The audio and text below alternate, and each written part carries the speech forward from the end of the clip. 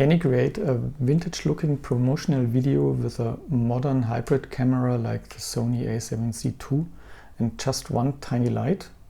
And how do you achieve a real vintage film look? I use Dehancer Pro for color grading and film emulation inside DaVinci Resolve. In this video I show you exactly how I achieve the retro aesthetic and how easy it is to integrate it into the workflow. For full disclaimer, Dehancer provides the software free of charge for the purpose of this review, and I do get the license for the software for a longer period of time. However, this video represents my honest opinion about Dehancer Pro, and Dehancer does not get to see this video before you see it, and no money changed hands. I created a short promotional video about my Hasselblad 500cm. It's a 42-year-old camera. It was built in the 80s, and a camera like this really deserves a look that represents the era it was built in. Well, make sure to watch till the end, where I will show you the full promotional clip. It's a 15-second clip. So what equipment did I use to produce the clip? I used the Sony A7C II and with the 35mm 1.8 lens, and for more detailed shots I used the old Sony 90mm macro G lens, and I used the 24-105mm G lens, which has a very narrow focal distance. Yeah, I think you know that. It's the Sony 24-105. Great lens. And for lighting, I just used this tiny small rig flashlight type LED lamp with some gobo inserts, and well, it worked out pretty well. So without further ado, let's have a look at a clip and how I processed it in DaVinci Resolve with Dehancer Pro.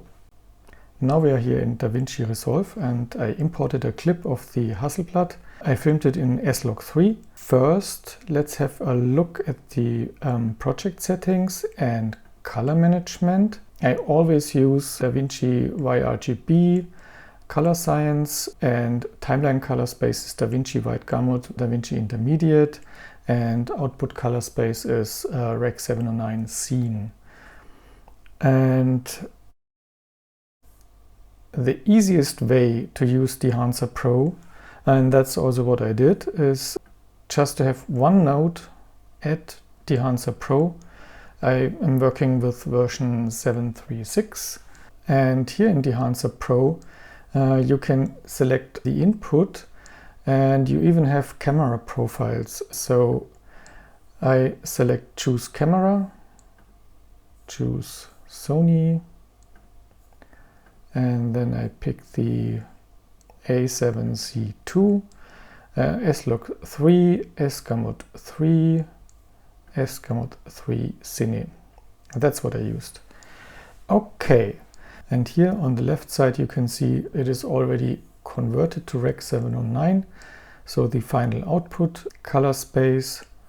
Let's have a quick look at the clip. I just rotated the camera here.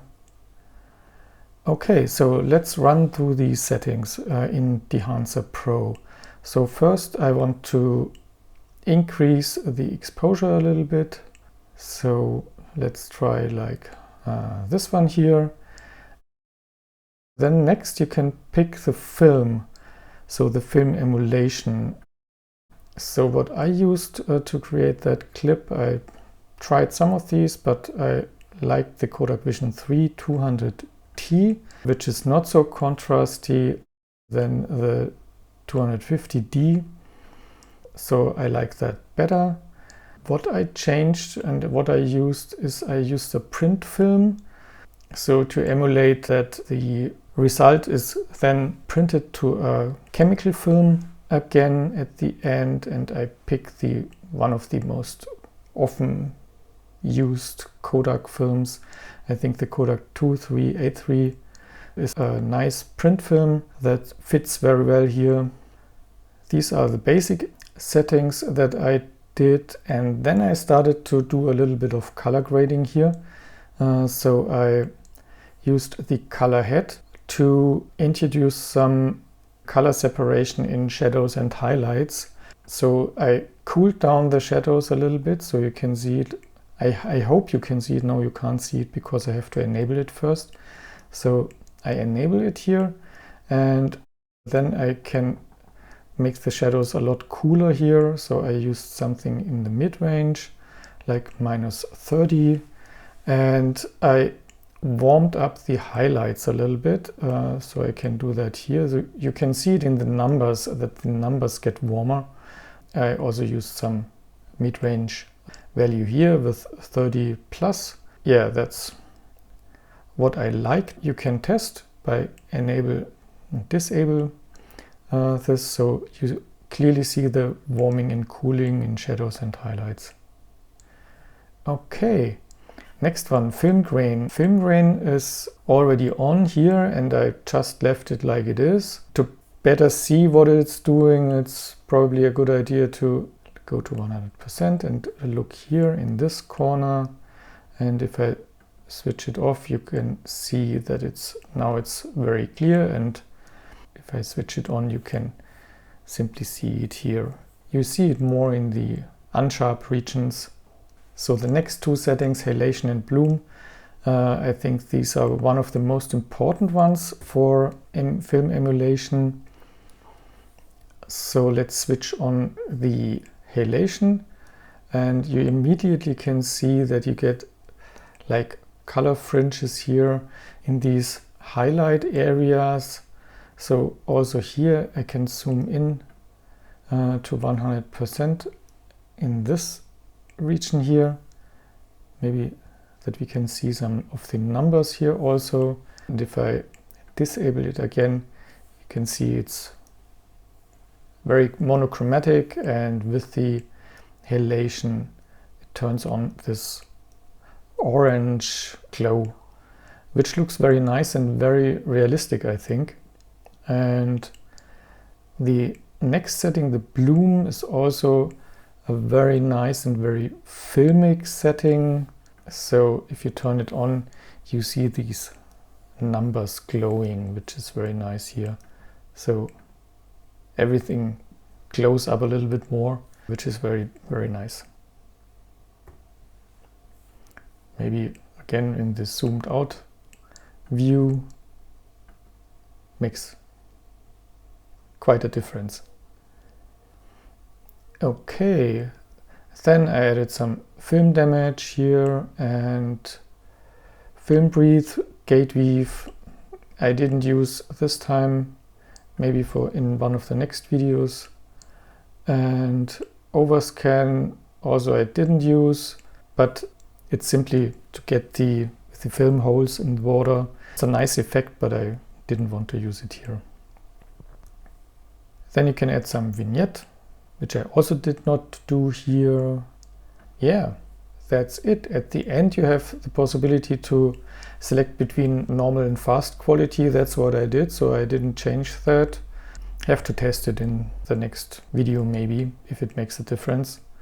Okay, I think these were the main settings. That was my very first video using Dehancer Pro, and I'm really not the expert in it, but it's so easy to use, and I didn't even have to do some color space transform or so. But however, you can do that, so in case you want to have more flexibility and more adjustment possibilities around Dehancer, so if you want to use standard color grading features and add on some Dehancer features, that's also possible. So that's what I did here in this second example, the same clip, just another way to process it. So I added a color space transform from Sony A7C II Cine S-Log 3 to DaVinci White Gamut Intermediate, my timeline color space. Then I added the Dehancer effect, and instead of selecting my camera, I selected the DaVinci Resolve White Gamut Intermediate as source, because I'm coming here in this pipeline from my color space transform node, and then at the end I'm converting from DaVinci Wide Gamma to DaVinci Intermediate to Rec 709 Gamma 2.4 for the output. The advantage of this is that you have more flexibility here to match the results. So the only thing I did here, I included this contrast modification here, a slight S-curve before, and then the advantage is that you can deselect the full Dehancer effect, so you can see what it really changes what you are doing here in Dehancer Pro. If I switch it off, you can see the graded, so using the color space transforms, the very simple grade of this clip here without the retro film emulation, and it looks too clean. It's just too clean for this clip here showing the Hasselblad camera. Switch it on. Again, you can immediately see this is a totally different image. Yeah, I really like it. I think it really fits purpose here. One thing I wanted to mention is the performance issue. So Dehancer effects are, I think, very intense to the processor, and I'm using a MacBook Pro here with an M2 Pro. I think it has 12 cores or whatever, and normally for video work it is very fast, no delays, whatever, full frame rate, everything good. But with the Dehancer, I see the preview playing, at least the sound is stuttering, and so the frame rate is around 15 frames per second here in the small preview. The video has 25 frames per second, so it's not fast enough to preview it correctly.